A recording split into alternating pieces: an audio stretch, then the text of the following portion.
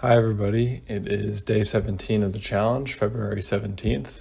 So today I did quite a bit of traveling. The first thing I did was I biked to and from the post office. I had to send a package to my brother. And then after work, I wanted to go to a Super Smash Bros. Tournament to play a few games with people, even though I didn't have time to enter the tournament. So I biked to the bus stop on Colchester Ave, and then I took the number 2 to around Cafe Mediterraneo, which is near where the tournament is. On the way back, I was going to take the number 2 Essex inbound that leaves the Amtrak station at 7:45 p.m., but it actually never came.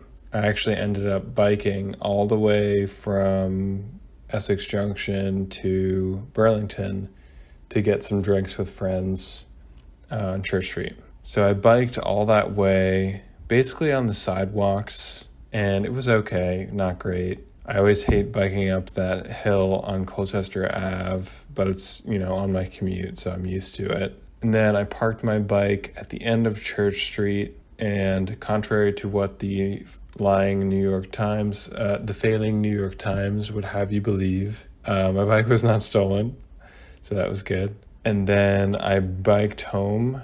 I went on North Winooski, down Main Street, and then onto Pine Street, and then I went home. Yeah, it was a good bike ride. It was very long, a lot longer than I'd planned for. Definitely not sure why the bus didn't come. That was, the first time it's ever happened to me that the bus hasn't come at its scheduled time.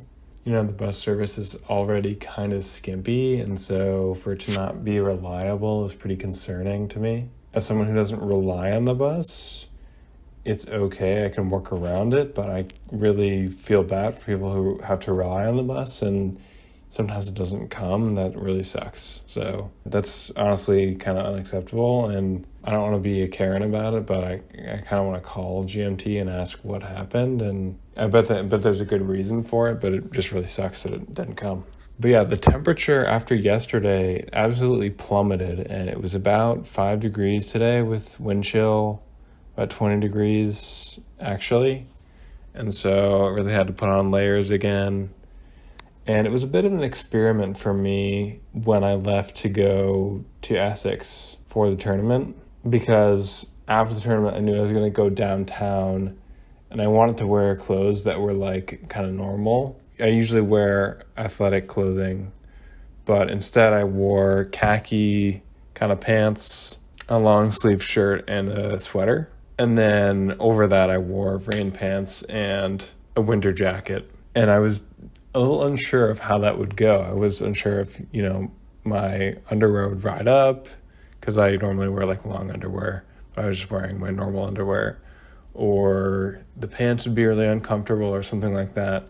But it was really fine. It was really, honestly, I barely noticed the difference. So for today's topic, I wanted to talk a little bit about one of the downsides of car dependency. And so if you haven't already noticed, I'm not sure how noticeable it is, but I have had a few drinks. I'm not completely sober right now. And one of the issues with car dependency is how difficult it is to navigate going out for drinks when you need to babysit a car. At the end of the night, you have to either get your car home somehow, maybe not drink as much as you'd like, or stay at a friend's house downtown, or take an Uber both ways, which is expensive, or you have to kind of plan around all this stuff when we really should be planning cities to be walkable, and you really should be able to just walk home and not have to worry about all this stuff. And so, I really do worry about one of my friends who had to drive home. That's really not necessarily safe.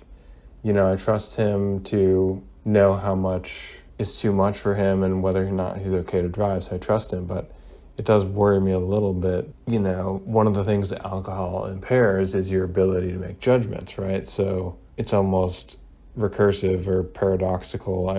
I can't tell you right now, but the ability to judge if you're too drunk to drive, right?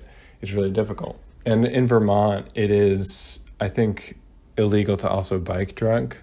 I think any law that applies to driving pretty much applies to biking in Vermont. And so it is illegal to bike drunk, but I think pretty much anyone would agree that driving drunk is way, way more serious because you are endangering others as well as yourself, whereas biking, you're just endangering yourself. Yeah, I'm not really able to have a more in-depth take on this right now, but I wish Burlington was a little more walkable, a little more dense, a little more, less car-centric, and I think if it were, I'd be able to just walk home instead of having to bike home and kind of plan for all that. And also, all my friends who I was out with, for them to be able to walk home as well. But yeah, I'm not going to edit this tonight. I'm going to edit it later. I hope it wasn't too cringy. I hope it was coherent. But yeah, thanks for watching. I'll see you in the next one.